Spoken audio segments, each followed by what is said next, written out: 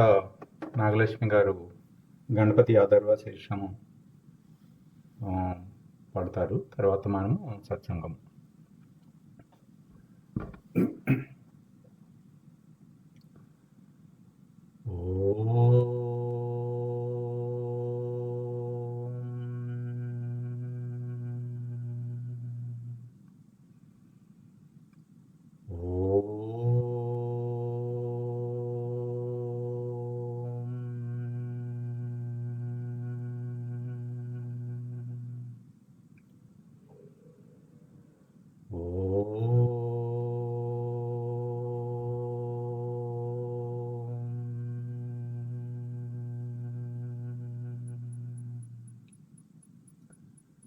హరి ఓం శ్రీ గురుభ్యో నమః. హరి ఓం. ఓం నమో భగవతే స్వామి నిర్భయానందాయ.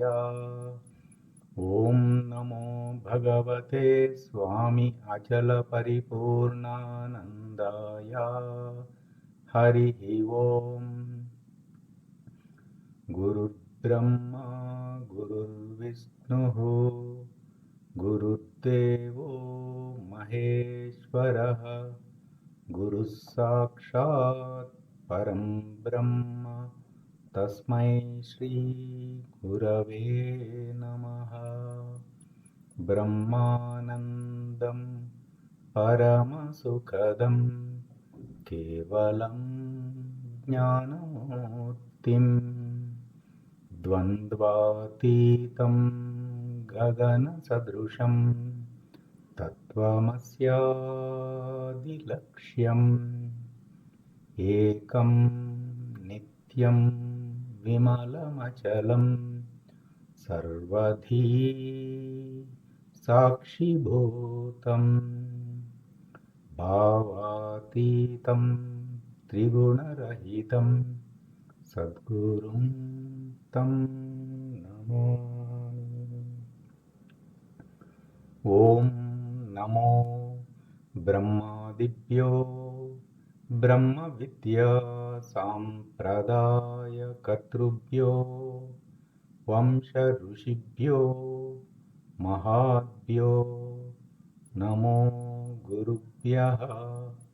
సర్వోపప్లవరహిత ప్రజ్ఞానఘన ప్రత్యగతో బ్రహ్మైవాహమస్మి. అహం పదార్థరహితః.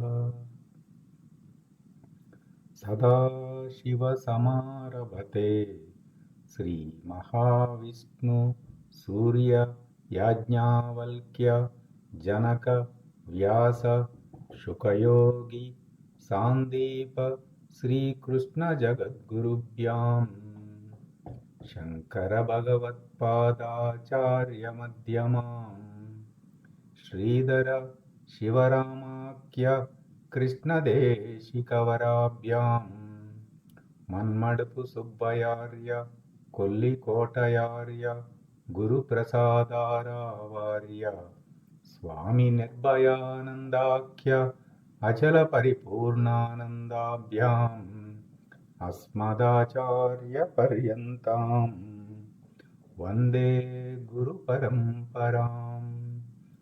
ఓం సహనా భవతు సహనౌ భునక్తు సహ వీర్యం కరవావహై తేజస్వినావధీతమస్తు మా విద్విషావహై.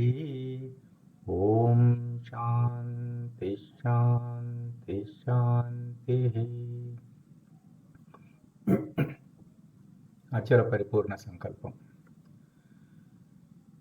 పూర్వమేవ నిరాలంబం ఆగ్నేయం చ నిర్గుణం తదా దక్షిణే నిత్యశుద్ధం చైవ నైరుత్యో నిరుపద్రవం పశ్చిమే నిష్కళం చైవ వాయువ్యే చ నిరంజనం ఉత్తరే చ నిరాకాశో ఈశాన్యో నిర్మలో భవేత్.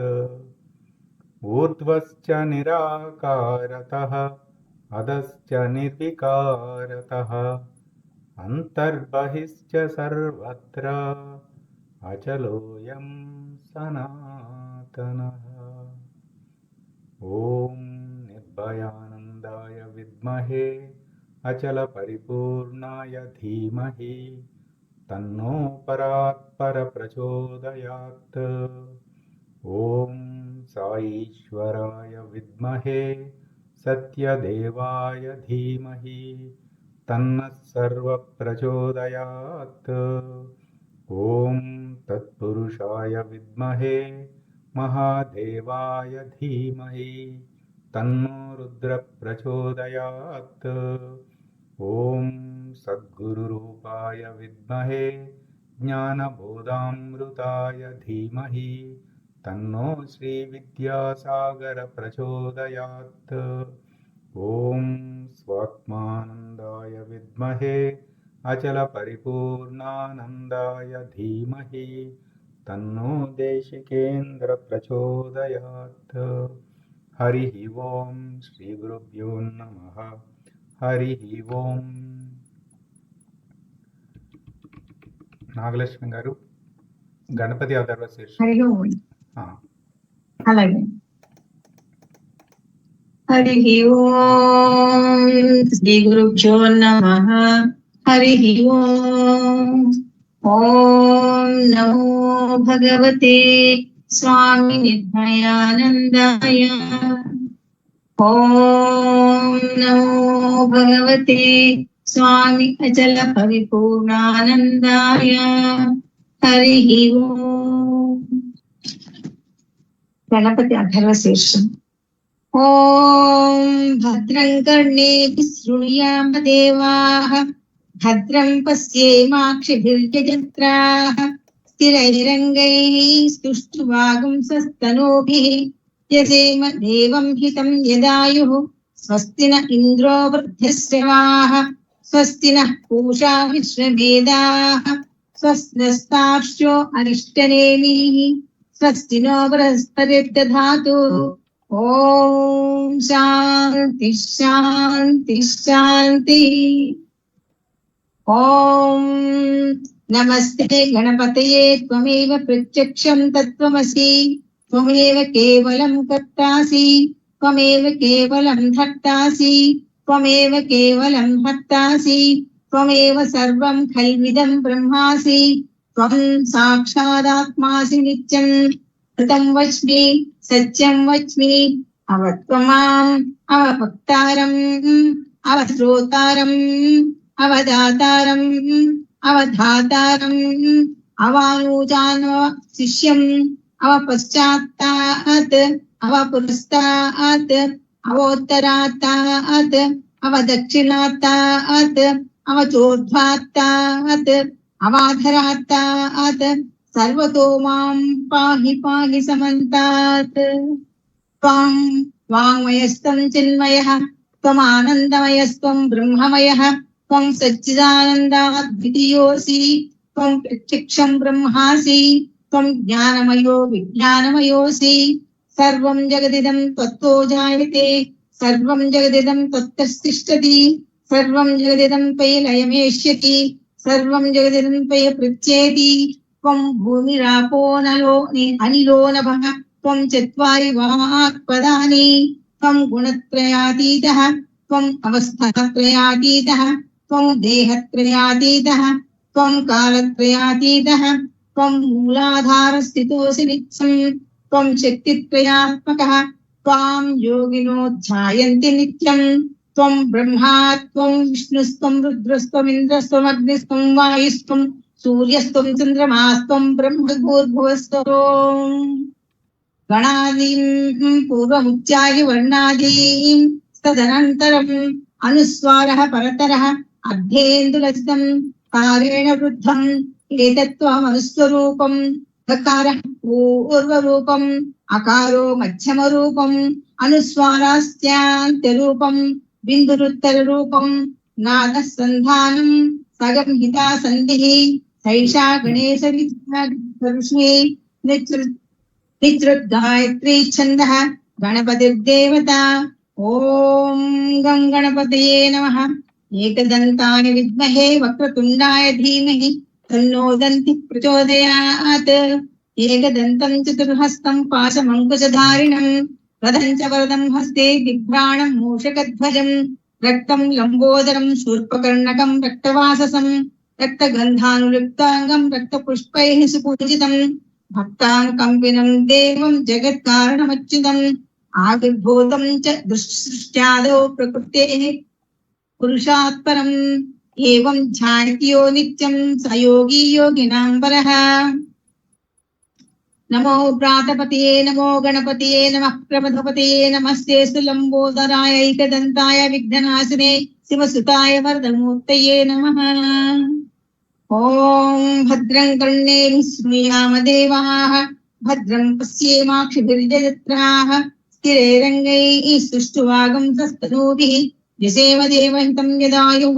స్వస్తి న ఇంద్రో వృద్ధశ్రవాः స్వస్తి నః పూషా విశ్వవేదాः స్వస్తి నోర్స్తార్క్ష్యో అరిష్టనేమిః స్వస్తి నో బృహస్పతిర్దధాతు. ఓం శాంతి శాంతి శాంతి. హరి ఓం. శ్రీ గురుభ్యో నమః. హరి ఓం. హరి ఓం. హరి ఓం అండి. సాయిరామ్ అందరికీ. హరి ఓం అండి అందరికీ అభినందనలు. మొదటి రోజు పాల్గొన్నాం మనము.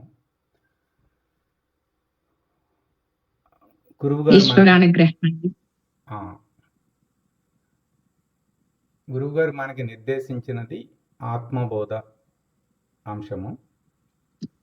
మనము ఆత్మబోధతో మొదలుపెట్టి ఈ గురు ప్రార్థన మనము ఎందుకు చేస్తాము, అలాగే గణపతి అథర్వ శీర్షం, అర్థము, ఇవి నెమ్మదిగా తర్వాత తరగతుల్లో చెప్పుకుందాం. కొంచెం హరి ఓం అండి. హరి ఓం స్వామి. వీడియో ఆన్ చేయలేదా? 6 వీడియో ఆన్ చేశారా? అన్నారు. రత్న గారు ఆన్ చేశారు, రాము గారు ఆన్ చేశారు, విశాలాక్షి గారు ఆన్ చేశారు. మిగిలిన వాళ్ళకి ఏమైనా నెట్వర్క్ ప్రాబ్లమ్స్ ఉన్నాయేమో. హరి ఓం స్వామి. హరి ఓం. అంటే 2, 3, 4, 5, 6, 7, 8, 9, 10, 11, 12, 13, 14, 15, 16, 17, 18, 19, 20, 21. మీ వాట్సాప్ గ్రూప్ లో 32 మంది ఉన్నారు, 33 మంది ఉన్నారు. అవును స్వామి. ఇందులో మీరు గురువాక్యాలు చర్చిస్తారా? అవును స్వామి. ఆత్మబోధ గురువాక్యములు మొత్తము, ఆత్మబోధ మొత్తము గురువాక్యాల ఆధారంగా మననము చేసుకోవటము స్వామి. సరే. గణపతి అథర్వ శీర్షం చదవడం అయిందా? చదవటం అయిందండి. అయితే దాని అర్థము కొంచెము ముందుకు వెళ్ళాక కొన్ని అప్పుడు అర్థము చర్చించుకుందామని చెప్పేసి అనుకున్నామండి. చాలా కాలం చేస్తారుగా ఈ పని ఇప్పుడు మీరు. అవును. ఈ లోపలే నేనే మాట్లాడుకోవచ్చు. ఏది చదివినా దర్శిస్తూ చదివాలి. ఎప్పుడు చదివిన వాళ్ళు ఎవరు? నాగలక్ష్మి గారు. దర్శనం కళ్ళ ముందు దర్శనం ఉండాలన్నమాట. అప్పుడు కొంతకాలానికి ఆ దర్శనానుభవం ఉపయోగపడుతుంది. లేకపోతే మంత్రపాఠం వరకే ఉండిపోతుంది. మంత్రానికి ఎప్పుడు అనుసంధానం ఎలాగ? ఆత్మబోధ చదువుతున్నారు అనుకోండి, ఆత్మబోధ బోధించినటువంటి గురువు గారి దర్శనం ఉండాలి. ఆ గురువు దర్శనం ఎల్లప్పుడూ కళ్ళ ఎదురకుండా ఉందనుకోండి, కొంతకాలానికి నీకు ఆ గురువుకి మధ్య ఒక భావగతమైన అనుబంధం ఏర్పడుతుంది. అలాగే. అలాగా ఆ దర్శనం సజీవం. ఆ సజీవం అయిన తర్వాత అభేద దర్శనంగా వస్తుంది. ఆ అభేద దర్శనం తర్వాత నువ్వు లేకుండా పోతావు, గురువు మిగిలిపోతావు. అది 4వ. ఇట్లాగా ఏదో ఒక పద్ధతిలో ఆ 4వ స్థితికి చేరాల. అయితే ఏంటంటే ఆ స్థాయిలో నిలకడ కలిగి ఉంటేనే ఇది సాధ్యము.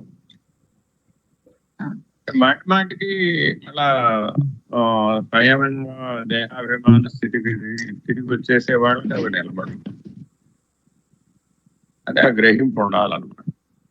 అందుకని మంత్రపాఠాలు, మంత్ర భాగాలు ఏవి చదివినా కూడా ఆ చదివినప్పుడు ఆ దర్శనం ఉన్నవాడు చదువుతూ ఉంటే ఆ వినేవాళ్ళకు కూడా నిజంగా వాళ్ళు కనుక ఆ వినే దాంట్లో కనుక లయమైతే, హృదయ స్థానంలో కలిగితే అప్పుడు వాళ్ళు కూడా ఆ దర్శనాన్ని పొందవచ్చు. అది సంగీతంలో కానీ మంత్రపాఠంలో కానీ ఉన్నటువంటి రహస్యం. ఎందుకని దర్శనానుభవం వాళ్ళ చేత చదివిస్తూ ఉంటారు. మనం మామూలుగా ఎవరైనా కానీ ఉపాసన ఒక 12 సంవత్సరాలు చేస్తారనుకోండి, అప్పుడు దర్శన స్థితి కలుగు. అదే సద్గురు సమక్షంలో చేస్తారనుకోండి, ఒక సంవత్సరంలో సిద్ధిస్తుంది. కానీ మరి ఆ సంవత్సరం పాటు మీరు సద్గురు సన్నిధానంలో ఉండి చేయడం అనేది అందరికీ సాధ్యపడదు కదా. అందుకని ఎవరికి వాళ్ళు ప్రయత్నం చేస్తూ ఉంటారు. మనం ఎవరైతే పురోహితులు పిలుస్తామో వాళ్ళని పిలుస్తాం అనుకోండి, వాళ్ళు కూడా ఇవన్నీ చదువుతారు కదా. కానీ వాళ్ళలో ఉపాసకులు లేని వాళ్ళు, ఉపాసకులు 12 ఏళ్ళు పూర్తి చేసేటప్పటికి వాళ్ళకి దర్శనం వచ్చేస్తుంది.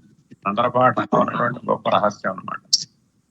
అంటే మంత్రాలు ఎలా రాయబడ్డాయి అంటే ఆ మంత్ర ధ్వని, ఆ శబ్దజాలం ఏదైతే ఉందో ఆ సంపుటీకరణ, ఆ నుంచి క్ష వరకు ఉన్న బీజాక్షర సంపుటీకరణతో ఆ మంత్ర భాగాలు తయారైనాయి. కాబట్టి అవి వినేటప్పుడు మనలో 75% ఉన్నటువంటి నీరు అనార్గనైజ్డ్ మాలిక్యూల్స్ గా ఉంటుంది అన్నమాట. ఫ్రీగా ఎటు పడితే అటు కదిలిపోతూ ఉంటుంది మన శరీరంలో ఉన్నటువంటి ద్రవ పదార్థం అంతా కూడా. అప్పుడు అవి ఒక ఆర్గనైజ్డ్ మోడల్లో ఉండవు అన్నమాట. అదే వాటి మీద ఈ మంత్ర ప్రయోగం, శబ్దాలు ఉంటాయి, నాదాలు ఉంటాయి. అందుకే స్వరం చాలా ప్రధానమని మంత్ర పురస్కరణలో భాగంగా చెప్తూ ఉంటాం. ఆ స్వర ప్రభావం చేతేమో నాదశక్తి పనిచేస్తుంది, మంత్రంలో ఉన్నటువంటి అక్షరాల చేత శబ్దశక్తి పనిచేస్తుంది. అందువలన మనలో ఈ మాలిన్యాలన్నీ కూడాను పక్కకి తొలగిపోతాయి అన్నమాట. ఆ ప్రధాన ద్రవ్యాలు, సప్తధాతువులన్నీ కూడా ఒక అనార్గనైజ్డ్, అంటే ఏమని చెప్పాలి, తెలుగులో ఏమంటారు అనార్గనైజ్డ్ అంటే విశృంఖలంగా వ్యవహరించేటటువంటి సప్తధాతువులన్నీ కూడా క్రమబద్ధమైనటువంటి స్థితిలోకి మారాయి. అంటే మాలిక్యూల్స్ అన్నిటికీ కూడా, అంటే అణువులన్నిటికీ కూడా హెక్సాగన్లు, అంటే ఆ షడ్భుజులు అష్టభుజులు ఉంటాయి అన్నమాట. ఈ షడ్భుజులు అష్టభుజులు అన్ని కూడాను క్రమమైన అమరికలోకి ఎప్పుడైతే వస్తాయో అప్పుడు మనలోనే ఒక నవావరణయుతమైన శ్రీచక్రం ఆవిర్భవిస్తుంది. అలా ఆవిర్భవించేటట్లుగా ఈ మంత్రాలు రాయబడ్డాయి. అలా ఆ ఉపాసన చేసిన వాళ్ళకి ఆ శ్రీచక్ర స్థితిలోకి వారిలో ఉన్నటువంటి ఈ 75% ద్రవీభవనం ఉన్నటువంటి మాలిక్యూల్స్ అన్ని కూడా సర్దుకుని ఆ 9 ఆవరణలతో కూడిన శ్రీచక్రం లోపల తయారైపోతుంది. అప్పుడు అతను ఆధ్యాత్మిక ప్రయాణాన్ని, పురోగమనాన్ని పొందుతాడు. అందుకని మంత్ర పురస్కరణ 12 సంవత్సరాలు చేయాలి అంట. పైగా శ్రీ విద్యలో ప్రవేశం ఉన్న వాళ్ళకి బాగా తెలుస్తుంది. పురస్కరణ ఎన్ని చేయాలి అంటే ప్రతిరోజుకి 10 చొప్పులు పెంచాలట. ఇవాళ 10 పురస్కరణ చేశారనుకోండి, రేపు 20 చేయాలి, ఎల్లుండి 30 చేయాలి, ఆ తర్వాత 40 చేయాలి. అట్లా 365 రోజులు వచ్చేటప్పటికి ఎంత అవుతుందో సంవత్సరం పూర్తయ్యేటప్పుడు లెక్కేసుకోండి ఎన్ని పురస్కారాలు అయిపోతాయి. ఇలా చేసిన వాళ్ళు ఉన్నారు, లేకపోలేదు. ఇప్పుడు బాల తాడేపల్లి రాఘవనారాయణ శాస్త్రి గారి, చంద్రుల సిద్ధాంతి గారి ఇంట్లో నడిచేదంటే ఎలా నడుస్తుందంటే, ఏదో పురస్కరణ చేసేవాళ్ళు ఏంటో అమ్మ నడుస్తూ ఉంటుంది. అమ్మ శక్తివంతంగా ఉంటుంది. ఇప్పుడు సునీత న్యూజెర్సీ ఇల్లు శ్రీచక్రంగా మార్చుకుంది, ఇంటిని శ్రీచక్రంగా మార్చుకున్నారు. అంటే కేవలం పురస్కరణలే, మంత్ర పురస్కరణలే. అంటే శరీరాన్ని శ్రీచక్రంగా మార్చుకోవడం ఒక ఎత్తు అయితే, ఇంటి మొత్తాన్ని కూడా శ్రీచక్రంగా మార్చుకోవడం. బ్రహ్మాండమే ఒక శ్రీచక్రంగా ఉంది, కానీ చాలా సాధన కావాలి, చాలా దీక్ష కావాలి, అది శ్రద్ధ కావాలి, అది వేరే పక్క చూపు ఉండకూడదు. అర్థమైందమ్మా? ఇలా సాధించిన వాళ్ళు ఎంతమంది ఉన్నారు. సాయి సుధాకర్ లలితా పీఠం ఉందనుకోండి, మరి ఆ పీఠం మొత్తాన్ని శ్రీచక్రంగా మార్చేసారు. అలా చేశారు వారు. అలా అంటే ఇవన్నీ ఏంటంటే ఆ ఉపాసనలో భాగంగా సిద్ధిస్తాయి అన్నమాట. అలా అందరికీ వస్తాయి, ఇవి చెయ్యాలే కానీ అందరికీ సాధ్యమే. మానవుడికి వచ్చిన పెద్ద చిక్కు ఏమిటంటే వైక్లభ్యం. అంటే ఏమిటంటే అన్ని అందుబాటులోనే ఉంటాయి కానీ వాడు చేయడు అంతే. ఇంట్లో అన్నీ ఉంటాయి, మనకు వంట చేసుకోవడం రాదనుకోండి, ఏం చేస్తాం మరి? చేయగలిగేది ఏం లేదు. భోజనం సిద్ధం కాదు కదా, మరి మనకు వచ్చినంత మేరకే వీలవుతుంది. మరి అప్పుడు అంత మేరకే ఆనందం కలుగుతుంది. ఇలాగా అనుభూతి కూడా మీ ఉపాసనా బలాన్ని బట్టి, మీ శ్రద్ధను బట్టి ఉంటుంది. కానీ ఎవరైనా మంత్రభాగాలు చదువుతున్నప్పుడు వాళ్ళు దర్శిస్తూ చదువుతున్నారా లేదా అని దర్శనం ఉన్నవాడు మాత్రమే చూస్తారు. మిగిలిన వాళ్ళు బాగా చదివారా లేదా, పెద్దగా చదివారా లేదా, సంయుక్తంగా చదివారా లేదా, అక్షర దోషం లేకుండా చదివారా లేదా, మంత్రభాగం అంతా చదివారా లేదా, ఇలా చూస్తారు. ఇది ప్రాథమికం. అందుకని ఈ మాట నాకు స్వామి నిర్భయానందులు 96లో చెప్పారు. ఏదో మంత్రపాఠం ఏదో అంటూ ఉంటే, నాయన మంత్రపాఠం అంటున్నావు కదా, నీకు ఆ దర్శనం ఉందా అని అడిగాను. అర్థం ఏంటంటే మంత్రాధిష్టాన దైవాన్ని భావరూపంలో కళ్ళెదురకుండా దర్శిస్తూ మనం మంత్ర పురస్కరణ చేయాలి. ఆ దర్శన స్థితికి వచ్చారనుకోండి, ఇంకా అక్కడి నుంచి అంతర్ముఖంగా ఆధ్యాత్మిక పురోగమనం ప్రారంభమవుతుంది. ఆ దర్శనం 24 గంటలు ఉంటుంది. ఎంతైన విషయం ఏంటంటే యథార్థ దర్శనం అయితే అది 24 గంటలు ఉంటుంది. నువ్వు నిద్రపోతున్నా కూడా ఆ దర్శనం అక్కడే ఉంటుంది, అది పక్కకు పోదు. నువ్వు మునిగిపోవచ్చు నిద్రలో, కానీ ఆ భగవద్ దర్శనం మాత్రం పక్కకు పోదు, ఆ సత్య దర్శనం పక్కకు పోదు. అలా శాశ్వతంగా ఉండిపోతుంది. అందువల్ల మృత్యుకాలంలో కూడా ఆ దర్శనం ఉపయోగపడుతుంది.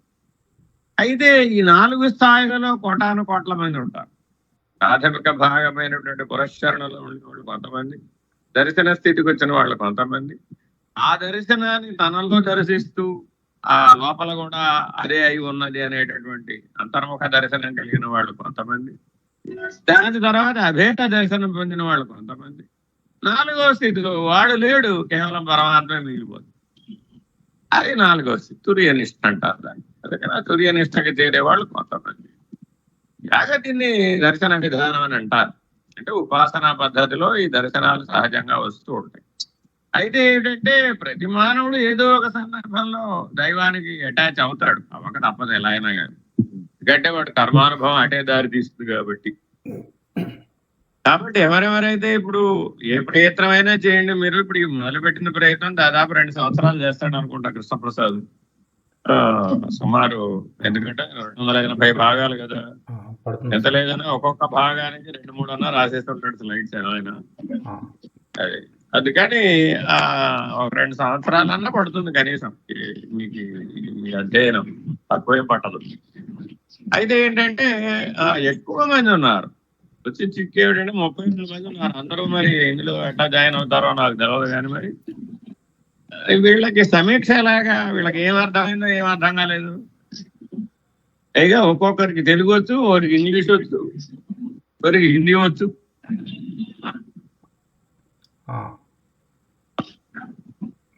కొంతమంది టైప్ చేయమంటే టైప్ చేయగలరు, కొంతమంది టైప్ చేయలేరు, వాయిస్ మెసేజ్లే పెట్టగలరు, కొంతమంది మాట్లాడమంటే మాట్లాడగలుగుతారు, కొంతమంది మాట్లాడలేరు, సైలెంట్ అవుతున్నారు. ఇందులో కొంతమంది చూస్తూ ఉంటారు. అది వాళ్ళు మనం అర్థం చేసుకోవాల్సింది. అర్థమైందండి? కాలాంతరాల్లో మీకే అర్థం అయిపోతుంది. మీరు రోజు చూస్తూ ఉంటే మనుషులు పరిచయం అయిపోతారు కదా. నేను ఎప్పటి నుంచో చూస్తున్నాను కాబట్టి వీళ్ళందరూ నాకు తెలిసిన వాళ్ళే. రోజు రాత్రిపూట 8:30 నుంచి 9:30 వరకు కదా. అవును స్వామి. 8:30 to 9:30. 8:30 to 9:30. ఆ కరుణాకరం శారద గారు కూడా హాజరవుతారట, వారిని కూడా అట కలపంటున్నారు. ఆహా. సరే. సరే మరి మంచిదమ్మా, అందరూ ఉపాసన చేయడం మంచిదే. అన్నిటికంటే ఆత్మ ఉపాసన ఉత్తమం. అంతటా నీవే ఉంటావు అనమాట. ఆత్మానుభవం అంటే ఏమిటంటే అంతటా నిన్నే దర్శించాలి, అందరినీ నీలో దర్శించాలి. అలా అయిపోయిన తర్వాత నీకును నీ బయటకి అంతర్ముఖం బహిర్ముఖం అనేటటువంటి గీత చెరిగిపోతున్నాను. అది చెరిగిపోతే ఇంకా అప్పుడు ఉన్నదంతా ఒకటే ఆత్మ. అలా ఎప్పుడు సర్వవ్యాపక ప్రకాశంగా, సర్వవ్యాపక చైతన్యంగా, సర్వసాక్షిగా వాడు ఉండిపోతే వాడు అప్పుడు 4వ స్థితిలో ఆత్మనిష్ట తుర్యనిష్ట కలుగుతుంది. ఇది కూడా ఒక విధానం. అయితే ఇది నిరాకార పద్ధతి. దీనికి మరి లోపల ఉన్న సగుణ సాకారాలన్నీ తొలగిపోవాలి. మరి అవి తొలగిపోకపోతే ఇందులో నిలకడ రాదు. అది అందుకని ఒకవేళ కనుక ఎవరికైనా ఇట్లా అహంగ్రహోపాసన అని కూడా అంటారు. సాక్షాత్తు నిరాకారాన్ని స్వయంగా పట్టుకోవడానికి అహంగ్రహోపాసన అంటారు. మీరు ఈ పేర్లన్నీ విన్నారో లేదో నాకు తెలియదు, కానీ అది ఇవన్నీ వేదాంతంలో చాలా పెద్ద పెద్ద విషయాలు. అహంగ్రహోపాసన అంటే దాని మీద PhD తీసి రాశారు. చిన్న విషయం కాదు. ఏంటి స్వామి పేరు? అహంగ్రహోపాసన. అహంగ్రహోపాసన. అహంగ్రహోపాసన. తనను తాను గ్రహించుట, సర్వవ్యాపకుడనే తనను తాను గ్రహించే ఉపాసన పేరు అహంగ్రహోపాసన. గ్రహించటం అన్నమాట అహంగ్రహోపాసన. సో ఇలాగా చాలా ఉన్నాయి వేదాంతంలో పద్ధతులు, మనం లోతుగా పరిశీలించే కొద్దీ. అందుకే భగవాన్ రమణులు అంటారు, మాణిక్యాలు మణులు రత్నాలు కావాలి అంటే సముద్రంలో మునిగిన వాడికి సాధ్యం అవుతుంది. ఒడ్డు మీద పైన తిరిగేవాడికి నతకులాలు దొరుకుతాయి తప్ప మాణిక్యాలు దొరకవు కదా. కాబట్టి ఎవరైతే అదే నా జీవిత లక్ష్యం అని మునుగుతారో, ఎవరైతే నీళ్లు తాగకుండా ఉంటారో, ఎవరైతే శ్వాస మీద అదుపు ఉంటుందో, ఎవరికైతే మనసు మీద అదుపు ఉంటుందో, లక్ష్యం మీద మాత్రమే దృష్టి ఉంటుందో, బుద్ధిని ఆత్మభావంలో నిలపగలుగుతారు, గురు నింద శాస్త్ర నింద ఏ సందర్భంలోనూ చేయకుండా ఉంటారు. మూడోది కూడా ఉందంటో, ఈశ్వర నింద. గురు నింద శాస్త్ర నింద ఈశ్వర నింద చేయకూడదు. ఏ పరిస్థితుల్లోనూ చేయకూడదు. మాత్ర నింద పితృ నింద అసలు చేయకూడదు. అలా ఇవి ప్రాథమిక నియమాలు అనమాట. లేకపోతే మీకు మంత్రం ఫలించదమ్మా. ఎంతమందో మంత్రాలు చదువుకునేవాళ్ళు, జపాలు చేసేవాళ్ళు నాకు తెలిసిన వాళ్ళు వేలల్లో లక్షల్లో ఉన్నారండి. కానీ వాళ్ళకి ఎందుకు జపం ఫలించదంటే ఈ ప్రాథమిక నియమాలు పాటించరు. వాంగ్ నియమం ఉండదండి. నోటికి ఎలా వస్తే అలా మాట్లాడుకుంటారు. ఎప్పుడైతే మీరు చిట్ చేస్తారో, ఎడాపెడా మాట్లాడతారో, ఒక నియమం లేకుండా మీ వాగ్ వైభవాన్ని వాడేస్తారు, అదంతా ఖర్చు అయిపోతుంది. పెద్ద సమస్య ఉంది. సుకృతం లభించడం ఎట్లా అయితే లభిస్తుందో ఉపమానం చెప్తారనమాట. వెన్న చిలికేటప్పుడు ఎలా వస్తుందట? ఇప్పుడు ఎవరు చిలకటం లేదు లేండి. అవంతా చిలికిన అనుభవం ఉన్నవాళ్ళు ఉంటే కొద్ది కొద్దిగా వస్తుంది.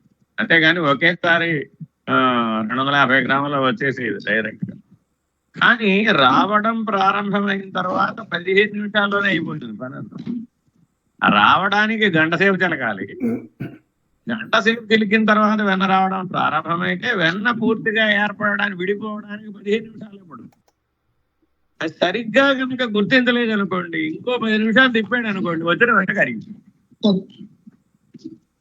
మొత్తం ఇప్పుడు ఈ గంట పడ్డ, అంతకు ముందు పడ్డ గంట శ్రమ ఈ 10 నిమిషాల్లో మొత్తం మూగోవిందా కొట్టేస్తుంది. అలాగే మానవుడు ఇంద్రియాలను ఉపయోగించేటప్పుడు మనకు భగవంతుడు 25 ఇంద్రియాలు ఇచ్చాడు. ఈ 25 ఇంద్రియాలను వాడేటప్పుడు ధర్మ నియతి ఎప్పుడు మర్చిపోకూడదండి. ధర్మాన్ని అతిక్రమించి కనుక ఇంద్రియాన్ని ఉపయోగించామా తత్ఫలం తప్పక అనుభవించవలసిందే. ఇంద్రియాన్ని వాడామంటే కర్మ అనేటటువంటి దాంట్లో నమోదు అవుతుంది. మీరు మనసు అనేది వాడినా ఇంద్రియమే, ప్రాణం అనేది వాడినా ఇంద్రియమే, ఏది వాడినా ఇంద్రియమేనండి. 5 ఇంద్రియాలు. ఆఖరికి దేవుడు కూడా ఇంద్రియమే. వేదాంతంలో సీరియస్ గా మాట్లాడితే దేవుడు కూడా ఇంద్రియం కింద లెక్క. ఎందుకంటే మరి వాడికి వైకలభ్యం ఉంది కాబట్టి, వైపరీత్యం ఉంది కాబట్టి పోయిందప్పుడు తగ్గపోతూ ఉంటుంది. అర్థమైందండి? అర్థమైంది. ఇంకెవరికైనా ఏమైనా కాలేదంటారా? అర్థమైందా? అర్థమైంది. కాబట్టి ఎవరికైనా కనుక నేర్కొంటే నిరాకారం మీద కనుక మనసు నిలబడకపోతే మీ భావాన్ని మీ ఇష్టదైవం సగుణ సాకారం మీదైనా నిలుపుకోండి, తప్పులేదు. ఏదైనా కానీ విచారణ ఎప్పుడు ఉపయోగపడుతున్నాయా మీకంటే ఆచరణ అనుభవం అక్కడ దాకా వస్తేనే మీకు విచారణ ఉపయోగపడదు. అవగాహనప్పుడు కూడా విచారణ ఉపయోగపడినట్లే ఉంటది, కానీ అడుగులు ముందుకు పడవు. ఎంతసేపు తెలిసినట్టే ఉంటది, అంతే, చేయబోతే రాదు. కాబట్టి మీరు తప్పక ఏ ఉపాసన అయినా చేయండి, ఏ సాధన అయినా చేయండి, ఆచరణ అనుభవం ఇవి రెండు ఎప్పుడు ఉండాలండి. అనుభవం ఎటువంటిదే ఉండాలి అంటే మారిపోని అనుభవం ఉండాలి. ఊరికే తత్కాలం అయితే కొన్ని కనబడిపోతూ ఉంటాయండి, అవి లాభం లేదు. ఊరికే కళలు లాంటివి, ఏదో దేవతలు కనపడ్డట్టు, ఏదో మహానుభావులు కనపడ్డట్టు, లీలగా ఏదో జరిగినట్టు, లేకపోతే కళలో కనపడ్డట్టు, తెల్లారుదామని వచ్చినట్టు, పొద్దున వచ్చినట్టు ఏమిటేమిటో వస్తూ ఉంటాయి. అవన్నీ మనస్సు అనే స్థలంలో చాలా జరిగిపోతూ ఉంటాయి. ఆ జరిగిపోయే వాటిని పట్టించుకోకూడదు అనమాట, లేకపోతే అక్కడే ఆగిపోతారు. చిన్నపిల్లకి ఊహలాగానే ఉంటాయి వాటి. ఏనుగు బొమ్మ ఇచ్చి ఏనుగును ఊహించమన్నాం అనుకోండి, వాడి ఇష్టం వచ్చినట్టు ఊహిస్తాడు. చూడండి, పిల్లలు బొమ్మలు గీస్తారు. అమ్మ నీ బొమ్మ గీశానంటే ఒక బొమ్మ గీసేస్తాడు. ఆ బొమ్మ చూస్తే వాడు అమ్మ ఎప్పటికైనా అలా ఉంటుందని వాడు ఒప్పుకుంటారా మీరు? అని వాడికి వాళ్ళ అమ్మ అలాగే కనపడుతుంది, అంతే. అలా గీసేస్తాడు అంతే. వాడు పైగా వచ్చి చెప్తాడు, వాళ్ళ అమ్మకే చూపిస్తాడు, నీ బొమ్మ గీసే చూసుకో కావాల్సి వస్తే. మరి అప్పుడు వాళ్ళ అమ్మ ఏమనాలి? బ్రహ్మాండంగా గీసాడు ఆ బొమ్మ అంటు. ఎందుకని? అమ్మ నిరాకారం కాబట్టి. ఆవిడ అమ్మలగన్నయ్యమ్మ నిరాకారం, ఏ ఆకారం గీస్తే మాత్రం వద్దండి. వాళ్ళందరూ ఉజ్జయిని గడ్కాళికి వెళ్ళేవాళ్ళు దర్శనానికి. అమ్మ ఎక్కడ ఉందో, అమ్మవారు ఎక్కడుందో వెతుక్కుంటున్నాం. ఎందుకని? అక్కడ ఏ రూపం లేదు. ఓ పెద్ద గుండ్రంగా ఒక శిల ఉంది. ఆ శిలకి మధ్యలో ఒక నోరు పెట్టారు. ముక్కని చెప్పడానికి కోరుకొని ఓ ముక్కెర తగిలించారు. ఓ నల్ల చొక్కా పెట్టి దానికి ముక్కెర తగిలించారు, అంతే. మొత్తం ఆ శిల మొత్తానికి సింధూరం తీసేది. ఇదే కాడి అన్నారు, అంతే. పైగా ఆవిడ ఎటువంటి ఆవిడ తెలుసా? మోక్ష ప్రదాత, సరాసరి మోక్ష ప్రదాత. మరి ఉజ్జయిని మహాకాళేశ్వరుడు యొక్క అధిష్టాన దేవత, క్షేత్రపాలక అధిష్టాన దేవత గడ్కాళి.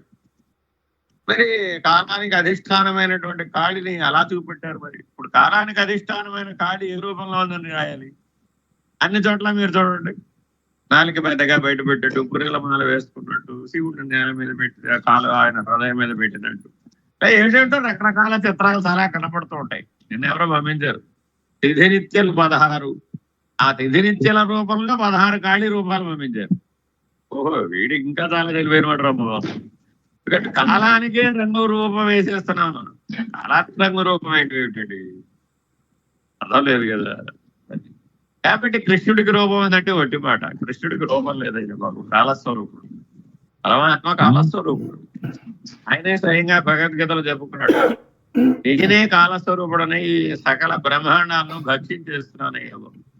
నా ఆహారం ఏమిటంటే సకల బ్రహ్మాండాలను భక్షించడమే. మరి ఆ అనుభవం రావాలి అంటే మనం ఏ స్థాయికి వ్యాపించాలి? స్వామి నిర్భయానందలు ఎప్పుడు ఆ కాలో జగద్భక్షక అన్న శ్లోకం చదవమంటారు. ఏమైనా చదివావు? కాలో జగద్భక్షక నీకు ఏమైనా అనుభవం వచ్చిందా? ఎక్కడ వచ్చిందా? ఎలా తెలుస్తుందో తెలుసా నీకు? ఓహో, జన్మరాహిత్యం కావాలి, పరిపూర్ణం అయిపోవాలి, ఏకంగా ఈ జన్మలోనే అంతా అయిపోవాలని అందరూ రాశారు. కొంతమంది అంతా బాగా రాశారండి. నేను ఏమైనా సరే ఈ జన్మలోనే జన్మరాహిత్యం పొందేయాలన్న వాళ్ళు అందరికీ కూడా మీకు ఈ అనుభవం రావాలి, జగద్భక్షక అన్న అనుభవం రావాలి. అన్న అనుభవం వచ్చిన వాటికి దశవిధ ప్రళయాలకి సాక్షిగా ఉండగలిగే సామర్థ్యం వస్తుంది. వేదాంతం అంటే సామర్థ్యంతో నిర్ణయం అవుతుంది కానీ మాటలతో తెలియదు కాదు. కాబట్టి మీ సామర్థ్యం ఎంత పెరిగితే, మీ బలం ఎంత పెరిగితే, మీ పరిణామం ఎంత వస్తే, మీరు నిర్ణయంగా ఎంత ఉంటే అంత సామర్థ్యం కలుగుతుంది మీకు. లేకపోతే మీరు ఆ సామర్థ్యాన్ని పొందలేరు. చిన్నపిల్లవాడు వారిని ప్రాథమిక విద్య వరకే మన జీవితం జరిగింది. కాబట్టి ఎప్పటికప్పుడు సమీక్షించుకోండి. ఉన్నతమైన ఉత్తమమైన అంశాలని మనం స్వీకరించేటప్పుడు మన జీవితం ఉన్నతంగా ఉండాలి, మన భావాలు ఉన్నతంగా ఉండాలి, మన భాష ఉన్నతంగా ఉండాలి. ఏం మాట్లాడినా అది అక్షర సత్యమై ఉండాలి. అది బ్రహ్మీభూత స్థితిని ప్రతిబింబించేదిగా ఉండాలి, ఆత్మనిష్టను ప్రతిబింబించేదిగా ఉండాలి, సర్వవ్యాపక సర్వసాక్షి అయినటువంటి పరమాత్మను ప్రతిబింబించేదిగా ఉండాలి. మిమ్మల్ని చూస్తే పరమాత్మని దర్శించినట్టే అనేటువంటి అనుభూతి కలగాలి మీ దగ్గరకు వచ్చినటువంటి వాడు. ఆ స్థాయికి వచ్చినప్పుడు మీరు సహజంగా వీటన్నింటిని పొందుతారు. ఏమి పొందలేనటువంటి అంశాలు ఏం కాదు. కాకపోతే మీ నిజ జీవితం అలా ఉండాలి. ఉంటే అయిపోతుంది. Very very important. అర్థమైందండి? కాబట్టి అవగాహన, ఆచరణ, అనుభవం, విచారణ, నిర్ణయం, అప్పుడు అధిగమనం. సాధన అన్ని చోట్ల ఉండదు. సాధన అన్ని చోట్ల ఉండదు. సాధన, విచారణ అన్ని స్టెప్పుల్లోనూ ఉండదు. సాధన సాధ్యతే సాధన. సాధన లేకపోతే ఏమీ లేదు. నా లెక్కలో సాధన లేనివాడు ఏంది గుడ్డిగా కొరగాడమ్మా. అర్థమైందండి? ఎవరైతే తన జీవితాన్ని సాధన కోసమే జీవిస్తాడో వాడే సాధకుడు. సాధన చతుష్టయ సంపత్తి అంటే అర్థం ఏంటంటే వాడికి వేరేది కనపడదు. అసలు ఇంకేం కనపడదు. అంతే వాడికి అట్ట కనపడదు. ఆ కనుగు ఎట్లా అయితే ద్రోణాచార్యులు విలువిద్య నేర్పాలి అంటే చెట్టు మీద పక్షి యొక్క కనుగుడ్డు మాత్రమే అర్జునుడు కనబడింది అంటేనే విలువిద్య నేర్పాడు, ఇంకెవరికి నేర్పలేదు. ఇది కూడా కేవలం అలా ఏకాగ్రమైనటువంటి దృష్టి జీవనం ఉన్న వాళ్ళకు మాత్రమే ఆత్మనిష్ట సిద్ధిస్తుంది. అలా కాకుండా కాసేపు మీ అమ్మ నాన్న, కాసేపు మీ అత్త మామ, కాసేపు మీ పిల్లలు, ఆడపిల్లలు, కాసేపు ప్రపంచం, కాసేపు నీ వ్యవహారం, కాసేపు నీ వ్యాపారం, కాసేపు నీ ఉద్యోగం, కాసేపు నీ ఆస్తిపాస్తులు, నానా గోలంతా నీకు స్ఫురించింది అనుకోండి, అంతా గోలతో కొట్టుకుపోవడమే. ఆ గోలంతా పూర్తి అయినప్పటికీ పుణ్యకాలం అయి. అందుకని సూటిగా చెప్పారు స్వామి నిర్భయానందుడు. నాయన సర్కస్ లో తీగ మీద నడిచేటటువంటి ఆ ఆడపిల్ల ఎలా నడుస్తుందో ఎప్పుడన్నా చూసావా? రెప్పపాటు పక్కకి గనక చూస్తే కింద అందరూ చప్పట్లు కొడుతుంటారు, అందరూ సంతోషిస్తుంటారు. కానీ ఆ పైన నడితే పిల్ల ఒక్క రెప్పపాటు పక్కకి దృష్టి పడితే అంత ఎత్తు నుంచి కింద పడుతుంది. రసభంగం అవ్వడం తర్వాత విషయం వాడికి ప్రాణ ప్రమాదం వస్తుంది. కాబట్టి కత్తంచు మీద నడవడం లాంటిది ఆత్మ విద్య అనేది. అది మర్చిపోకూడదు. అసిధారా వ్రతం ఇది. అలా సిద్ధపడ్డ వాళ్ళకి ఇది సాధ్యం అవుతుంది. అర్థమైందండి? ఏదో ఒక రకంగా పొందేద్దాంలే, ఏదో ఒక రకంగా అయిపోద్దిలే, ఏదో రకంగా చూసేద్దాంలే, ఏదో రకంగా చేసేద్దాంలే, ఈ ఏదో ఒక రకంగా ఎప్పటికీ అవ్వదు. అంటే ఏదో ఒక రకంగా అయిపోతుంది లేక అవుతుందా? అవతగా అన్ని ప్రత్యక్షంగా స్పష్టత ఉంటేనే అవుతుంది. ఏ పనైనా అంతే. అందుకే సాధన సాధ్యతే సర్వం. కాలక్షేపంగా మీరు ఎప్పుడు జీవితాన్ని గడపకూడదు. ఇది మాటి మాటికి గుర్తు చేస్తున్నానండి. ఎందుకంటే నేను ఎంతమందినో గమనిస్తున్నాను, మీకు తెలియదు. నేను మిమ్మల్ని అతి సూక్ష్మంగా గమనిస్తాను. మీరు అసాధ్యమైన నా కళ్ళ మీద చేసి చూపిస్తా కూడా. మీరు చెయ్యండి, నేను ఎందుకు అవ్వదో నేను చూస్తాను ఇప్పుడు అంట. నేను చూస్తున్నంతసేపు మీరు సాధిస్తారు. అలా ఎలా సాధిస్తారు మరి? ఎందుకనంటే ఆ శ్రద్ధ ఉంటుంది, ఆ సామర్థ్యం ఉంటుంది. శ్రద్ధ సామర్థ్యం లేకపోతే మీరు సాధించండి. అసలు మీలో ఆ విల్ పవర్ ఏది ముందు? అది సాధించాలనే విల్ పవర్ ఉండాలి. సంకల్ప శక్తి మీలో కనుక లేకపోయినట్లయితే చిన్న కష్టం వస్తే తప్పుకుంటారు. కాబట్టి ఎన్నో జన్మలు గడిచిపోయినాయి. ఆ జన్మల యొక్క సారాంశం అంతా దుర్పేసేయాలి ఈ జన్మలో. అలా అనుకున్న వారు మాత్రమే ఈ విద్యను సాధిస్తారు. ఆత్మ విద్య విద్యలలోకెల్లా ఉన్నతమైన విద్య. దీని తర్వాత విద్య లేదు. ఏ విద్య లేదు. ఇది తెలిస్తే తెలుసుకోవాల్సింది కంటే ఏమి మిగలదు.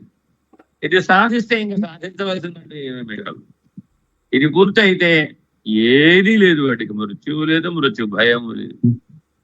వాటి సాక్షాత్తు పరమాత్మతో సమానమైనటువంటి స్థితిని అనుభవిస్తుంది. అంతకంటే సాధించడానికి మానవుడికి ఉత్తమమైనది లేదు. కాబట్టి తప్పక ఉన్నతమైన లక్ష్యంతో జీవించండి, ఉన్నతమైన లక్ష్యాన్ని సాధించండి. హరిగోం అండి, మీరు ఏదో మాట్లాడుకోండి, నేను ఏదో మధ్యలో మాట్లాడుతూ ఉంటాను. హరి ఓం స్వామి. ఇప్పుడు 10 20 నిమిషాలు ఇంట్రడక్షన్ చెప్తాడు కేపీ గారు. ఇవాళే మొదలు. అవును స్వామి. సరేనండి, అందరికీ హరి ఓం. హరి ఓం స్వామి. హరి ఓం. హరి ఓం. హరి ఓం శ్రీ గురుభ్యో నమః. హరి హరి ఓం.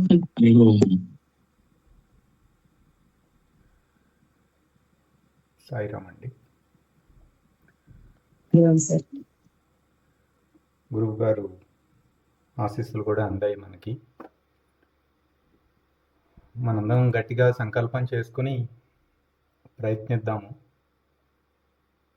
ఫలితం గురించి ఆలోచించకూడదు. ఫలితం గురు పరమాత్మ చేతిలో ఉంటుంది. సాధన వరకే మన పని. ఇప్పుడు మొదటి గురువాక్యంతో ప్రారంభం చేద్దాము.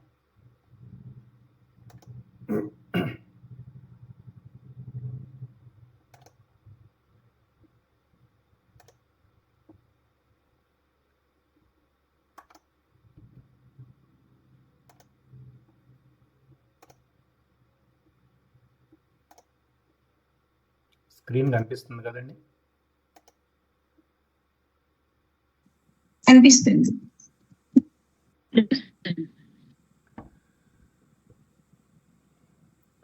ఆత్మబోధ శంకరాచార్యులు 68 శ్లోకాలు అందించారండి. అందులో మొదటిది మనము చదువుతాము.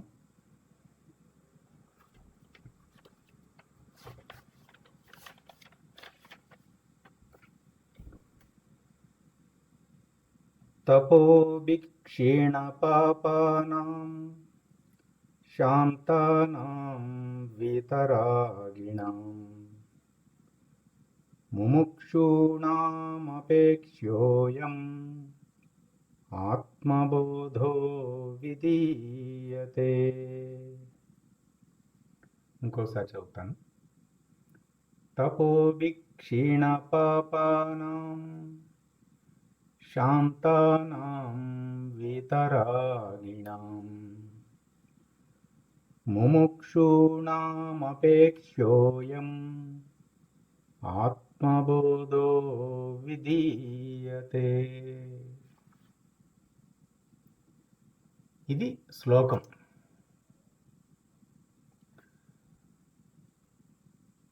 మనమందరము చూశారు కదా, అందరూ పరిచయంలో చాలా కాలం నుంచి సాధన చేస్తున్న వారు, బోధాధికారులు ఎంతో కాలం నుంచి అందరూ ఉన్నారు. అయితే నేను మామూలుగా ఆశ్రమంలో కానీ అందరితో మాట్లాడినప్పుడు, నా స్వాధ్యాయం చేసుకున్నప్పుడు కూడా ఏమనిపించిందంటే, మనం ఎందుకు ఇన్ని సంవత్సరాల నుంచి చేసినా మనము ఏమి అడ్డంకి వస్తుందంటే, క్రమంగా ఉండకుండా ఉండటం. అంటే క్రమ విచారణ, క్రమ సాధన, క్రమాధ్యయనం ఉండాలి జ్ఞాన మార్గంలో. చాలా ముఖ్యం. అక్కడ ఒక వాట్సాప్ మెసేజ్ చూసి, ఇక్కడ ఒక సత్సంగం అటెండ్ అయ్యి, అక్కడ ఎవరో ఒక వీడియో చూసి, అక్కడ ఒక భక్తి సినిమా చూసి, ఒకసారి కుదిరినప్పుడు సంధ్యా సాధన చేస్తే అది మంచిదే, అక్కడకు రాకుండా పోదు, కానీ గమ్యాన్ని చేర్చదు. అక్కడక్కడే తిరుగుతూ ఉంటాం. అందుకని గురువుగారు ఏం నిర్దేశించారంటే, మనము ఎన్నో చేయాలనుకుంటాము, ఎన్నో అధ్యయనం చేయాలనుకుంటాము, ఎన్నో విచారణలు, సాధనలు అంటాము. అసలు బేసిక్ వదిలేస్తే ఎట్లా? గురువుగారు చెప్పింది ఏంటి? బ్రహ్మ విద్య పుస్తకం చదువుకోండి, 4 సంధ్యలు సాధనలు చేయండి, ఆత్మబోధ చదువుకోండి. ఈ మూడు పిల్లర్స్ మాట. అధ్యయనానికేమో బ్రహ్మ విద్య పుస్తకం, విచారణకేమో ఆత్మ బోధ. మొత్తం 189 ఎపిసోడ్స్గా చెప్పారు. సాధన చతుసంధ్యా సాధన ఇంతే. అయితే కారణాలు ఏవైనప్పటికీ ఇది పక్కకు పెట్టి, లేదంటే అంటే దీని మీద ఫోకస్ లేకుండా అటు ఇటు ఉంటే అట్లా తిరుగుతూనే ఉంటాము, కానీ ఆ చక్రంలో అట్లా ఉండిపోతాం. అందుచేత ఇప్పుడు మనమందరము ఈ సంకల్పం ఏమిటంటే, మనము నర్సరీ క్లాస్ నుంచి మొదలు పెట్టుకుంటాం. అంతకుముందు నేర్చుకున్నవి ఏమి మంచిదే, కాకపోతే ఆత్మబోధ ప్రథమ ఉపదేశం అన్నమాట. మొదటిది ఆత్మబోధ, తర్వాత తత్వబోధ, తర్వాత అపరోక్షానుభూతి. ప్రాథమిక ఉపదేశం. దీనికి కావాల్సిందల్లా ఏమిటంటే నిర్మల హృదయము, ముముక్షత్వం ఉంటే చాలు. అందుచేత మనం ఇంతకుముందు ఎన్ని సాధనలు చేసినా చేయకపోయినా, విచారణలు చేసినా చేయకపోయినా, అధ్యయనాలు చేసినా చేయకపోయినా, మనందరం గట్టిగా సంకల్పం చేసుకుని క్రమంగా స్టెప్ బై స్టెప్ వెళ్దాం. ఇదేమీ ఆవేశపడి ఉద్వేగంతో చేసే పని కాదు. ఎందుకంటే జ్ఞాన మార్గము, ఇందాక గురువు గారు చెప్పారు కదా, కత్తి అంచు మీద నడవటం లాంటిది మాట. అంటే ఇప్పుడు ఒక ఉదాహరణ చెప్తాను. ఒక బ్రెయిన్ సర్జరీ చేయాలంటే చిన్న చిన్న కత్తెరలు, నైఫ్స్ అన్నీ ఉంటాయి, చిన్నవి ఉంటాయి, చాలా చిన్న సూక్ష్మమై. ఆ డాక్టర్ జాగ్రత్తగా హార్ట్ ఆపరేషన్ కానీ, ఆ బ్రెయిన్ ఆపరేషన్ కానీ జాగ్రత్తగా వాడి చేస్తాడు. ఈ జ్ఞాన మార్గం ఏమిటంటే, మనల్ని మనము ఆవిష్కరించుకోవాలి. మనలో పరమాత్మ ఉన్నాడు. ఆ మనలో ఉన్న పరమాత్మ ఇప్పుడు మనకు కనిపించట్లేదు, శరీరమే కనిపిస్తుంది కదా. ఇందులో అక్కర్లేనివన్నీ తీసేస్తే ఆ పరమాత్మ ఉన్నాడు. శిలలో ఎట్లాగైతే శిలలో దైవం విగ్రహంగా ఉన్నది, రూపం ఉన్నది, అక్కర్లేనివన్నీ తీసేస్తే ఆ శిల్పం వస్తుంది కదా. శిలలో శిల్పం ఎలా అయితే దాగి ఉన్నదో అట్లా అక్కర్లేనివి తీసేస్తే శిల్పం ఉండనే ఉంది. మనం ఇప్పుడు కొత్తగా పరమాత్మను తీసుకొచ్చి మన హృదయంలో పెట్టక్కర్లేదు. పరమాత్మ ఉండనే ఉన్నాం. అది ఉండటం వల్లనే మనం మాట్లాడుతున్నాము, వినగలుగుతున్నాము, చూడగలుగుతున్నాము. కాకపోతే ఆ పరమాత్మ అనే నిప్పు పైన చాలా కట్టెలు వేసేసరికి కట్టెలే కనిపిస్తున్నాయి, కానీ నిప్పు కనపడట్లేదు. అసలు ఉందా లేదా, పైగా దాని మీద ఇంకా పొగ కూడా వచ్చి చేరిపోయింది. అంచేత మనం చేయాల్సిందల్లా ఏంటంటే అక్కర్లేని తీసేయడానికి కత్తెరలు, నైఫ్లు, ఇవన్నీ మన జగన్మాత ఆయుధాలన్నీ ఉంటాయి కదా. దేవతలు, రాక్షసులు అంతా మనలోనే ఉన్నారు. ఈ సాధన, చతుసంధ్యా సాధన ఒక కత్తెర లాంటిది, విచారణ ఒక చాకు ఉలి లాంటిది, అధ్యయనము ఒక సుత్తి లాంటిది. ఇవే మన పనిముట్లు. ఈ ఉలిని, ఈ సుత్తిని ఆధారంగా చేసుకుని ఏవి మన పనిముట్లు? అధ్యయనము, సాధన, విచారణ, జపము. వీటిని పనిముట్లుగా ఉపయోగించుకుని మన శిల్పాన్ని మనం చెక్కుకోవాలి. అప్పుడు అక్కరలేనివన్నీ తీసేయాలి. ఇక్కడ గురువు అవసరమవుతారండి. ఎందుకంటే ఈ పుస్తకాల్లో ఏదో అని చదివాం, కానీ నిజంగా ఇదంతా ఉందా? రామకృష్ణ పరమహంసని మనం చూడలేదు, ఆ రమణులను చూడలేదు, వివేకానందాన్ని చూడలేదు, శంకరాచార్య గారిని చూడలేదు. ఈ లోకం చూస్తే అవన్నీ ఉన్నట్టుగా ఏమీ జీవనం ఉండట్లేదు ఎవరిది, నాది కూడా అని ఒక సంశయం ఉంటుంది. అటువంటి పరిస్థితుల్లో గురువు గురువు ఉపయోగం ఏంటంటే సజీవ తార్కాణం అన్నమాట, సజీవ తార్కాణం. ఎట్లాగైతే వినాయక చవితికి మనము వినాయకుడి ప్రతిమ అచ్చు ఉంటుందో, అచ్చుంటే మట్టి ముద్ద చేసేసి మనం ఈ తేలిగ్గా వినాయకుడిని చేసుకోవచ్చు కదా, కష్టమేం కాదు. అచ్చు లేకపోతే చాలా కష్టం. అంటే ఆ గురువు మన కళ్ళ ముందుట నడుస్తున్నారు, మాట్లాడుతున్నారు, తింటున్నారు, తిరుగుతున్నారు, బోధిస్తున్నారు. కానీ ఆయన ఎట్లా ఉన్నారు? ఆయన చెప్పిన లక్షణాలు 36 లక్షణాలతో ఆయన మన కళ్ళ ముందు నడియాడుతున్నారు కదా. మనందరికీ తెలుసు, గురువుగారు ఏమంటే బాగా తిరుగుతున్నాం కదా, కనిపిస్తున్నారు కదా మన కళ్ళ ముందు. ఆ లక్షణాలతో ఆ లక్షణాలు వ్యక్తీకరిస్తూ ప్రకటితం చేస్తూ నడియాడుతున్నారు కదా. ఆయన కూడా మనిషే కదా, ఆయన చేస్తే నేను కూడా చేయగలను అనే ధైర్యం వస్తుంది. అప్పుడు ఆ గురువుని బాగా గమనించాలి. మళ్ళీ గురువు అంటే మళ్ళీ అక్కడ విజయవాడలో రిటైర్డ్ ఎంపీడీఓ ఆ ఉపాధి కాదు, గురు సత్తా అన్నమాట. ఆ గురు సత్తా ఏ ఉపాధి నందైనా, ఏ ఉపాధి ద్వారానైనా మనతో సంభాషించవచ్చు. అది మన పిల్లలు అవ్వచ్చు, మన జీవిత భాగస్వామి అవ్వచ్చు, కూరగాయలు అమ్మేవాడు అవ్వచ్చు, చెప్పలేము. మనతో సంభాషణ జరుగుతుంది, గురువు సహాయం చేస్తూ ఉంటారు. ఆ గురు సత్తానే ఉన్నది మాట. ఎట్లాగైతే మన నిజమైన తల్లి తండ్రులు ఆ జగదీశ్వరుడు జగన్మాత ఎట్లాగో అట్లాగే ఆ గురుసత్తా ఉంటుంది. ఆ గురుసత్తా ఈ ఉపాధి నుండి పనిచేస్తూ ఉంటుంది. ఎట్లాగైతే మన మాతృమూర్తిని మనం గౌరవించుకుంటూ జగన్మాతకి పూజ చేసుకుంటామో, అట్లాగే మన నిజ గురువుని నమస్కరించుకుంటూ ఉపాధి నందు మాత్రమే గురువుని చూడటం దోషమని ఉంది గురుగీతలో. అంతటా వ్యాపకమైన గురుసత్తా ఒక ఉపాధి నందు ప్రకటితమవుతున్నది. నిజానికి గురువు గారిని చూస్తే ఎవరికి తెలియదు. బాగా దగ్గరగా గమనించి తెలిసిన శిష్యులకి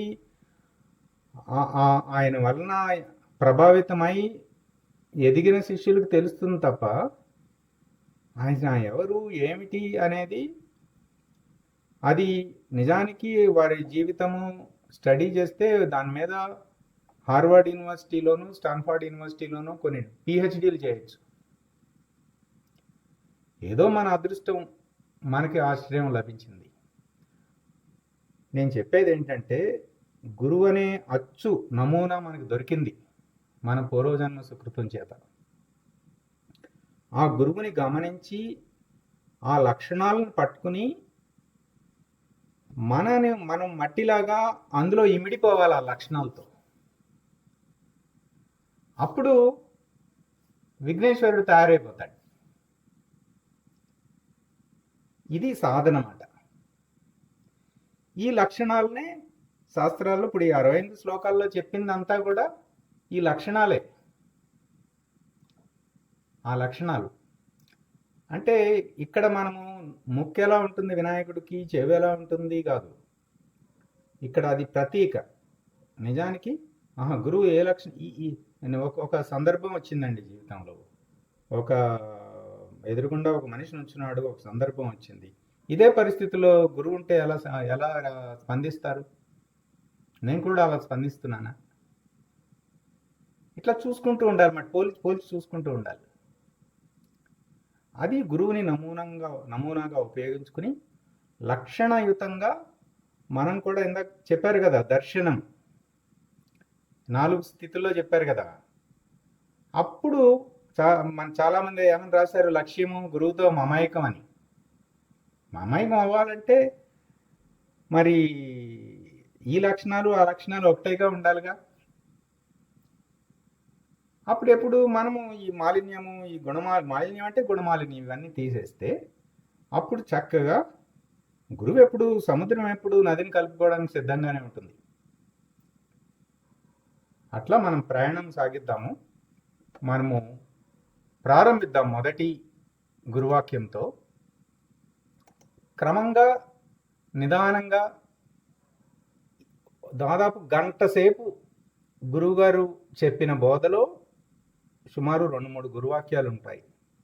సాధన వాక్యాలు, నిర్ణయ వాక్యాలు, అనుభవ వాక్యాలు, సూచన వాక్యాలు.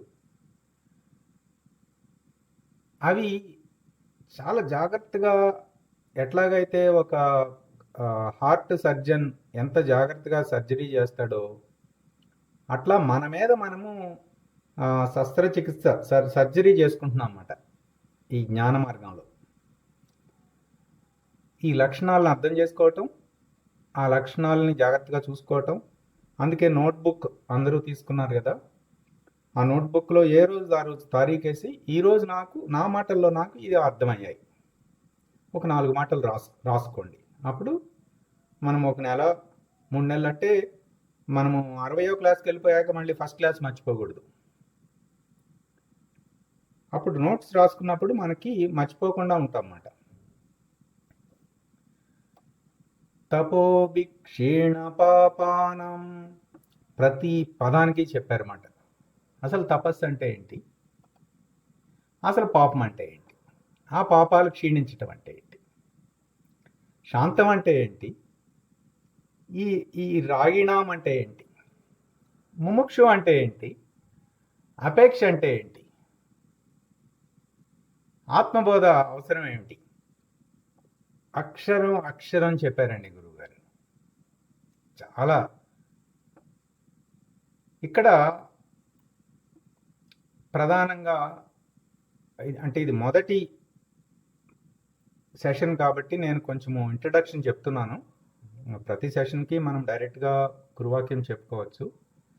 అంటే ఎట్లా మనము అధ్యయనం చేయాలి, ఎట్లా విచారణ చేయాలి అంటే ప్రతి గురువాక్యంలో, ఈ గురువాక్యంలో ఉన్నవన్నీ ప్రాణప్రదమైన మాటలు మాట. ఈ మాటల్లో మళ్ళీ కొన్ని ప్రాణప్రదమైనవి ఉంటాయి, పట్టుకోవాలి గట్టిగా. మనకి గుర్తుందే మనకి ఉపయోగపడుతుందండి. ఎంత అధ్యయనం చేసినా మనం చదివి మర్చిపోతే మనకి అక్కరకు రాదు. అందుకని ఆ మాటలు మనం పట్టుకోవాలి. ఇక్కడ తపస్సు చే పాపరాశి దగ్ధమగుట అన్నారు. చాలా జాగ్రత్తగా గమనించండి.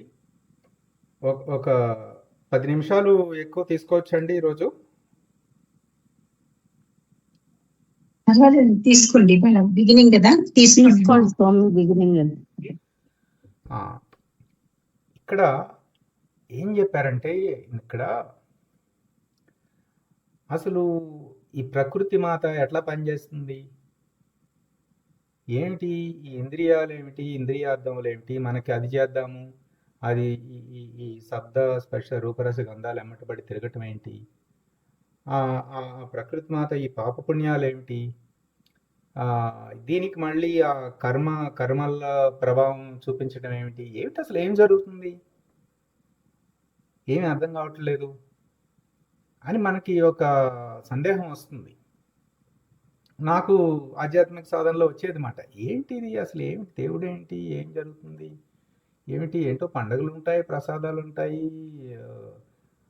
అసలు నిజంగా దేవుడు ఉన్నాడా ఏంటి, ఈ మళ్ళీ గుళ్ళల్లో చూస్తే తొక్కిసలాట్లు అవుతున్నాయి, మనిషి మీద పడిపోయి నడుచుకుంటూ వెళ్ళిపోతున్నారు, కింద పడిపోయి చచ్చిపోతున్నారు, అదంతా భక్తేనా, ఏంటి అసలు ఏం జరుగుతుంది, ఇట్లా ప్రశ్నలు వచ్చాయి.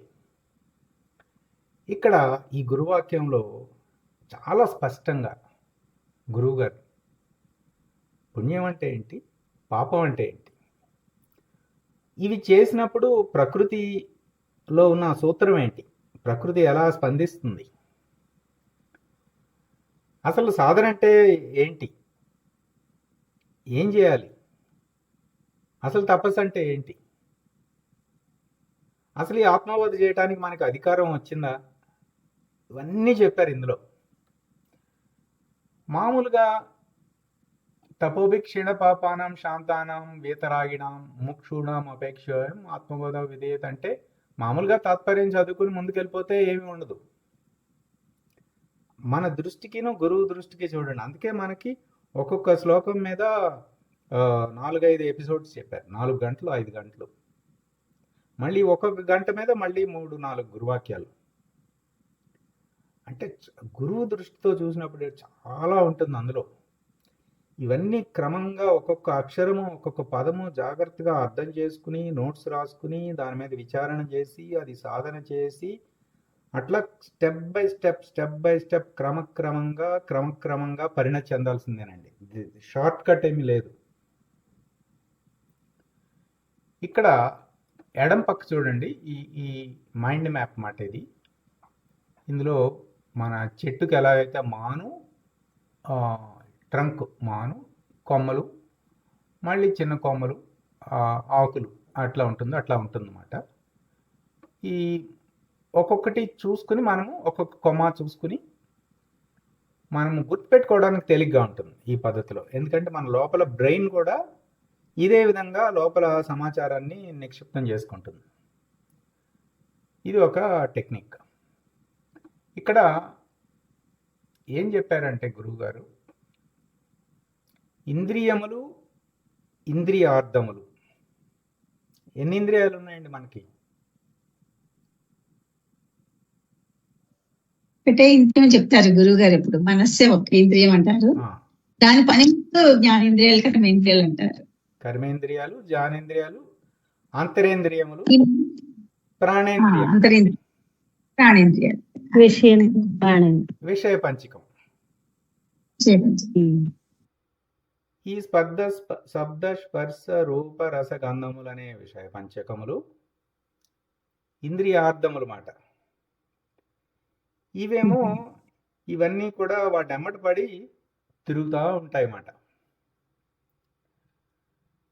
ఎట్లా మన పూర్వజన్మ సంస్కారం చేత, ఆ వాసనాల చేత, ఆ చిత్తవృత్తుల చేత, ఆ మనసులో ఆలోచనలు, ఆ గుణమాలిన్యం చేత అవన్నీ జరుగుతూ ఉంటాయి కదా. అయితే అవన్నీ అపేక్షలే కదా, కోరికలే కదా. ఏదో ఒకటి తినాలని, ఏదో ఒకటి చూడాలని, ఏదో ఒకటి వినాలని, ఏదో ఒకటి స్పర్శించాలని, ఇటువే కదా. శబ్దము, స్పర్శ, రూపము, చూడటం, రసము, గంధము. తెలిసిందే, పర్ఫ్యూమ్ ఇండస్ట్రీ, గంధము వాసన ప్రపంచం. రూపము, ఇది మొత్తం ఎంటర్టైన్మెంట్ ఇండస్ట్రీ, టీవీలు ఇదంతా అదే కదా ఎంటర్టైన్మెంట్. రూపము, రసము మొత్తము ఇప్పుడు అందరికీ తెలిసిందే కదా రసము ఎంత ఇంద్రియము. ఇక మ్యూజిక్, ఈ రకరకాల సంగీతాలు వినటము అవన్నీ కూడా ఉండనే ఉన్నాయి. స్పర్శ మళ్ళీ అంటే ఇవన్నీ అది చేయాలనిపిస్తుంది. నేను పారిస్ వెళ్ళి ఈఫిల్ టవర్ చూడాలి, లండన్ బ్రిడ్జ్ ఎక్కాలి, లేదంటే పలానా చోట పలానా డిష్ ఉంటుంది, అది తింటే ఎంత బాగుంటుందో. ఇట్లా అది ఏదో లోపల నుంచి ఒక్కొక్కటి తీసుకొచ్చి ముందు పెడుతూ ఉంటుంది. సరే, అది చేసినప్పుడు ఏమవుతుందంటే ఇంద్రియములు ఇంద్రియార్థములను పొందేటప్పుడు భూత సంఘానికి వేదన కలుగుతుందటండి. అంటే మనం ఒక ఇల్లు కట్టుకున్నాం అనుకోండి, ఎన్నో భూత సంఘానికి వేదన కలిగిస్తున్నాం మనం. అయితే ఇక్కడ గురువు గారు ఒక సూత్రం చెప్పారు, అది పట్టుకోవాలి. ఏమిటా సూత్రము? మనం ఇవాళ మన చేతిలో మనకి మనిషిని పెట్టి అక్కడన్నీ పుట్టలు కొట్టించేసేసి, ఆ చెట్లు తిప్పిచ్చేసేసి అన్నీ చేపించి ఇల్లు కట్టేశాం కదా. కానీ వేదన కలిగించాం కదా. ఆ వేదన కలిగిన భూత సంఘము ప్రతీకార చర్య, రివెంజ్ మాట తీర్చుకోవాలనుకుంటుంది. దానికి ప్రకృతి బలం ఇస్తుంది. ప్రకృతి బలం ఇస్తుంది అంటే వెంటనే అవుతుంది. ఇదేమి జరిగిన వెంటనే ఇది రాదు. అది తర్వాత రావచ్చు, ఇంకో కొన్ని జన్మల తర్వాత రావచ్చు, కానీ వచ్చి తీరుతుంది. ఇట్లా చేయటము పాపం అని చెప్పారన్నమాట. అంటే ఇంకొకరికి అపకారం కలిగించటమే పాపం. ఇక్కడ తప్పుపడింది. పరులకు ఉపకారం, కరెక్టే. పరోపకారము పుణ్యము, పరులకు అపకారము పాపం. సింపుల్గా చెప్పేసరి, కాంప్లికేటెడ్ లేదు కదా. పుణ్యం పాపం అంటే ఏంటి?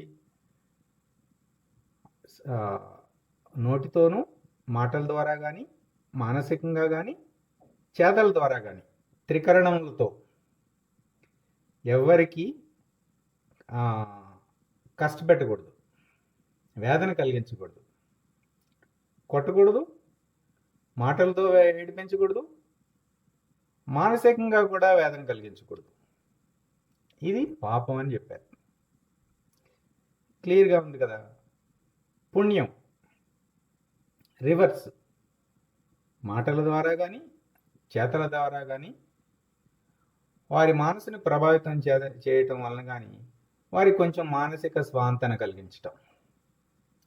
ఏవో కష్టాల్లో వచ్చాడు, కాస్త మాటలతో స్వాంతన కలిగించటం, ఒక సలహా ఇవ్వటం. అట్లాగే కొంచెం రోడ్డు దాటాలి, ట్రాఫిక్ ఉంది, కొంచెం పట్టుకుని దాటించటం చేతలతో. మాట సహాయం, అంతే కదా. అంటే పుణ్యం.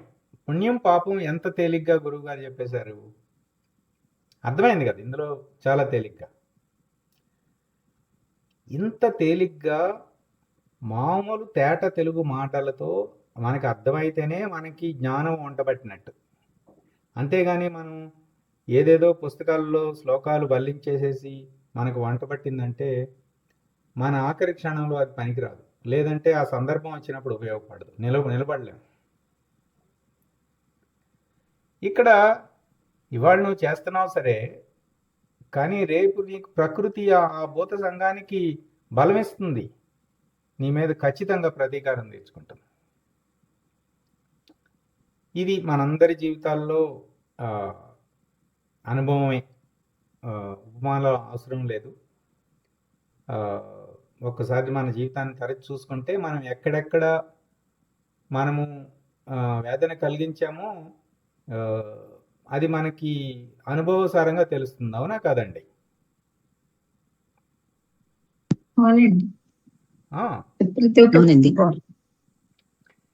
ఇప్పుడు ఇప్పుడు పాపం చూసాము, పుణ్యం చూసాము. ఇప్పుడు మరి ఇంతకీ తపస్సు అంటే ఏంటి అసలు? ఇక్కడ ఏం చెప్పారు శ్లోకంలో? తపోబి క్షీణ పాపానం అన్నారు కదా. ఆత్మబోధ చదవాలంటే ఎలిజిబిలిటీ, అర్హత ఏంటంటే పాపాలు క్షీణించాలి, శాంతించాలి. తర్వాత గురువాక్యంలో వస్తుంది శాంతించటం అంటే ఏంటో. ఆ తర్వాత ముముక్షత్వం ఉండాలి. ముముక్షత్వం తప్ప వేరే ఏ కోరిక ఏది ఉండకూడదు. అలా ఎవరైతే ఉన్నారో వారే ఆత్మబోధ అధ్యయనం చేయడానికి అర్హులు, మిగతా వాళ్ళు అర్హులు కాదు. అంటే ఇప్పుడు మనం అందరము ఇట్లా ఆత్మబోధ అధ్యయనానికి మనం కూర్చున్నాం కదా, అందరికీ రాదు అవకాశం. కొన్ని చూడండి, కొన్ని దశాబ్దాల సాధన బలం చేత మనుష్యత్వం, ముముక్షత్వం, మహాపురుష సంశ్రయం ఆ సందర్భం కలిసి రావాలన్నమాట. కాలం, కర్మ అట్లా కలిసి వచ్చినప్పుడే వాడే ఆత్మబోధ విచారణకి, ఆచరణకి పనికొస్తాడనమాట.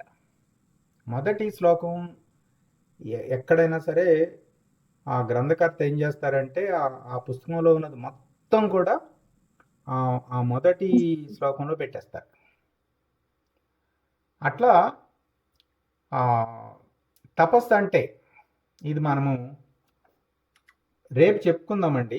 తపస్సు అంటే తొందర ఏమి లేదు, మనకి చక్కగా నిదానంగా క్రమంగా అడుగు తీసి అడుగేద్దామండి. ప్రతి అడుగు బలంగా వేద్దాం. ఒక్కసారి అడుగు తీసి ముందుకు అడిగేస్తే మళ్ళీ వెనక్కి చూడాల్సిన అగత్యం రాకుండా ఉండాలి. అట్లా వేయాలి అడుగు. Step by step, strong step అన్నమాట. అడుగు తీసి అడుగు వేస్తాము, మళ్ళీ వెనక్కి తిరిగి చూడడం. ఇక అంటే ఇప్పుడు పుణ్యం అంటే ఏంటి, పాపం అంటే ఏంటి తెలిసింది కదా. మళ్ళీ జీవితంలో మళ్ళీ ఇంకో పుస్తకం తీసి పుణ్యం అంటే ఏంటి, పాపం అంటే ఏంటి అని చూడాల్సిన అగత్యం రాకూడదు. పూర్తిగా క్షుణ్ణంగా అర్థం చేసుకోవాలి. అట్లా ఒక్కొక్క గురువాక్యం సుమారు 300 పైన 340 అయ్యాయి ఇప్పటికి. 21 శ్లోకాలకి గురుకృపతో మిగతా శ్లోకాలకి కూడా కంప్లీట్ చేసేసుకుంటే 3 వంతులు అయింది. ఇంకో 2 వంతులు మన ఈ ఆత్మబోధ అయ్యేలోపు మొత్తం మీద మనము సుమారుగా ఒక 1000 గురువాక్యాలు ఉంటాయి. అడుగేద్దాం, 1000 అడుగులు వేద్దాం. నిదానంగా జరగవలసింది జరుగుతుంది. సరేనా?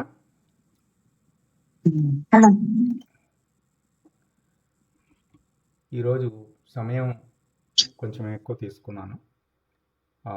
రేపు మిగతాది కంటిన్యూ చేద్దామండి. పూర్ణమంత్రం మీరు చేస్తారండి? పూర్ణమంత్రం నాగలక్ష్మి గారు. హరి ఓం. శ్రీ గురుభ్యో నమః. హరి ఓం.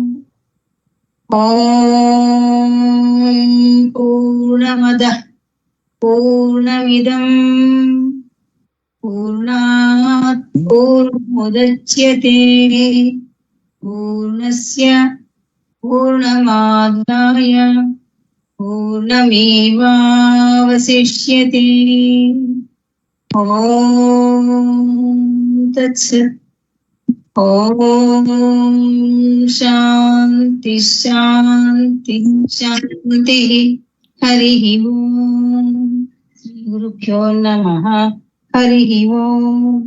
సర్వం సద్గురు దివ్య శ్రీ చరణారవిందార్పణమస్తు. నారాయణ. హరి ఓం. అందరికీ